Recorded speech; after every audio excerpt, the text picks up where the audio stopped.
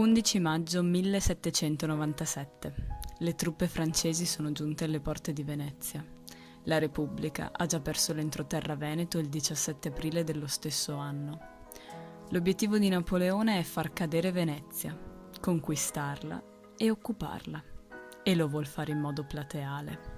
Quella stessa sera il doge Manin pronuncia la famosa frase «Stanotte non siamo sicuri neanche nel nostro letto», a riprova della situazione disperata in cui si trovavano. Ma i veneziani, eredi di un passato glorioso, vogliono uscire a testa alta. Il 12 maggio il Maggior Consiglio si riunisce per l'ultima volta, anche se su 1200 patrizi veneziani aventi diritto, solo 537 si presentano a Palazzo Ducale, costituendo un numero insufficiente per la delibera. Dopo un discorso molto accorato del 120° doge Ludovico Manin, si procede alle votazioni. Si vota per lo scioglimento del governo in favore di una municipalità provvisoria. 512 sono i voti favorevoli, 20 i contrari e 5 gli astenuti.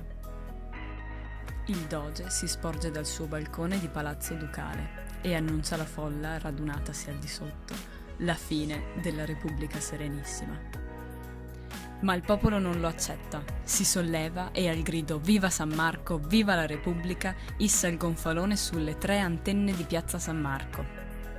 Ma l'insurrezione viene presto sedata, per paura della reazione francese. Cade così una potenza europea e mondiale, durata 11 secoli. Bisognerà aspettare il 1848 per veder sorgere, anche se brevemente, la Seconda Repubblica, ad opera di Daniele Manin e Niccolò Tommaseo. Ecco perché il 12 maggio, nelle terre venete, viene ricordato come il tremendo giorno.